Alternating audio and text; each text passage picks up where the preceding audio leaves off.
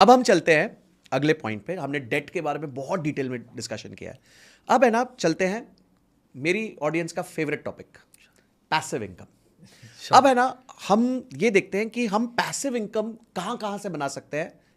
हमारी मार्केट्स हमारे को क्या क्या मौके देती है पैसिव इनकम बनाने के। तो स्टार्ट करते हैं। तो आई थिंक पैसिव में तो देखिए, अगेन आपके रिस्क एपेटाइट पे डिपेंड करता है कि आप वो पैसा कहाँ निवेश करेंगे और उससे कैसे पैसिव आएगा। पर मान लीजिए आप एकदम लोएस्ट स्केल में है रिस्क लेने के, राइट? तो आप ऑफकोर्स आप सोचेंगे कि एफडी करें, पर मुझे ऐसा लग रहा है, जैसे मैंने थोड़ी देर पहले भी कहा, कि आप स्मॉल फाइनेंस बैंक की एफडी भी कर सकते हो, आप पोस्ट ऑफिस में इन्वेस्ट कर सकते हो, राइट?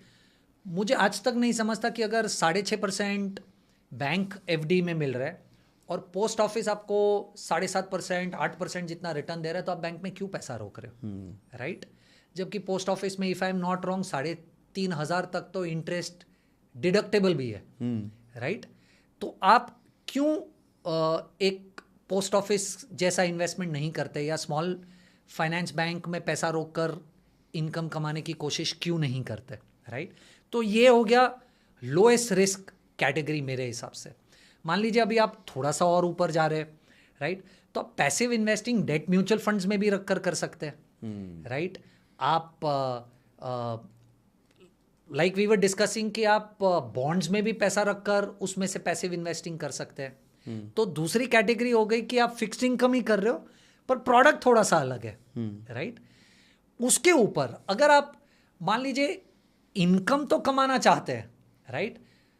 पर आप ये नहीं आपको ये आउटकम नहीं चाहिए कि आपका कैपिटल उतने का उतना है। तो आपने 1 करोड़ रुपया लगाया, आपको इनकम तो चाहिए, पर आपको चाहिए कि 1 करोड़ भी ग्रो हो, तो आप डेफिनेटली SWP कीजिए, राइट? तो आप 1 करोड़ रुपया मान लीजिए एक हाइब्रिड या 2-3 हाइब्रिड फंड्स में डाल दीजिए, राइट? उसमें से आप 6-7% विड्रॉ कीजिए और होपफुली बाकी का पैसा ग्रो होते रहेगा। यहाँ सिर्फ 2 पॉइंट ऐड करना चाहूँगा SWP वाले पॉइंट में, क्योंकि SWP इतना पॉपुलर आउटकम हो चुका है, पर लोग ये गलती कर जाते हैं मेरे हिसाब से कि आप जैसे ही पैसा डालोगे, मान लीजिए 2 या 3 हाइब्रिड फंड में, सबसे पहले तो इमीडिएटली पैसा निकालने की गलती ना कीजिए।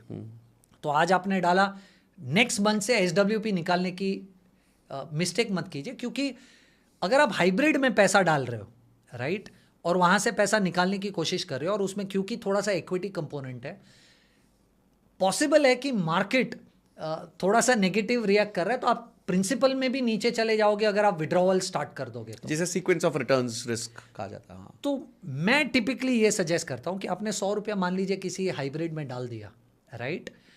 तो उसे 12-18 महीना दीजिए, तो वो 100 रुपये को 106, 108, 110, 112 जो भी होता है वो होने दीजिए, उसके बाद विड्रॉवल स्टार्ट कीजिए, राइट?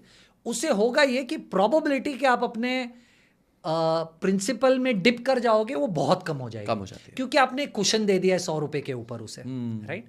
सेकंड, बहुत बड़ा पैसा विड्रॉ मत कर लीजिए। तो अगर आप एक्सपेक्ट कर रहे हो कि शायद आपका हाइब्रिड आपको 9-10% रिटर्न दे देगा, तो 6% विड्रॉ कीजिए, राइट? क्योंकि ज़रूरी नहीं है कि आपने 9-10% की एक्सपेक्टेशन रखी है हाइब्रिड फंड से, तो वो एफडी की तरह हर साल 9-10% दे रहा है, वो नहीं देगा, राइट?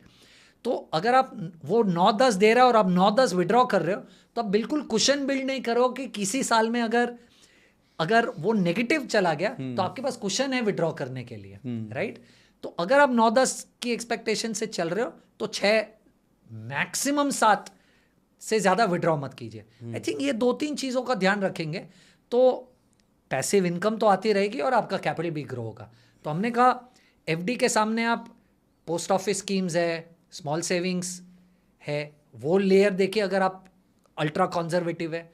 उसके ऊपर अगर आप थोड़े से हैं तो डेट म्यूचुअल फंड्स है या बॉन्ड्स है, जिसमें से आप ये सेम चीज़ देख सकते हो।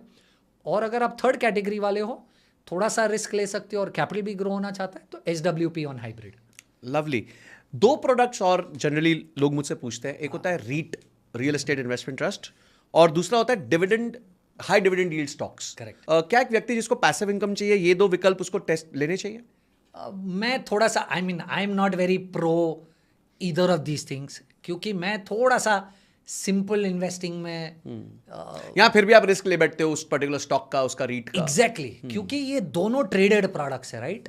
तो at the end of the day आपका outcome is to a greater extent dependent on stock price क्या है, क्योंकि आप उसे परसेंटेज टर्म्स में देखते हो कि मैंने 100 रुपए के उस रीट में या 100 रुपए के उस स्टॉक में इन्वेस्ट किया और मुझे 6 रुपए का आउटपुट मिला एज डिविडेंड और वट एवर, राइट? तो मैं कहूंगा मुझे 6% मिला, right? A lot of these products show you कि मैं 8% 10% आउटकम दे रहा हूं, पर that is also a result कि वो 100 रुपए वाला प्रोडक्ट 95 हो गया मार्केट में और 6 रुपए दे रहा है, तो आपको लग रहा है कि वो 8% 10% यील्ड दे रहा है। तो मुझे ऐसा लग रहा है कि अगर मुझे थोड़ा सा रिस्क ही लेना है तो hybrid is a much better opportunity for me than doing this. Guys thank you so much, आपने इस क्लिप को देखा। अगर आप ऐसे क्लिप्स चाहते हैं कि आप तक पहुंचे तो इस चैनल को सब्सक्राइब करके घंटी जरूर दबा दीजिएगा, और इस कंप्लीट पॉडकास्ट का लिंक हमने डिस्क्रिप्शन में दिया हुआ है और आई बटन पे भी लगाया हुआ है, आप जाके उसको देख सकते हैं। अगली वीडियो तक जय हिंद जय भारत।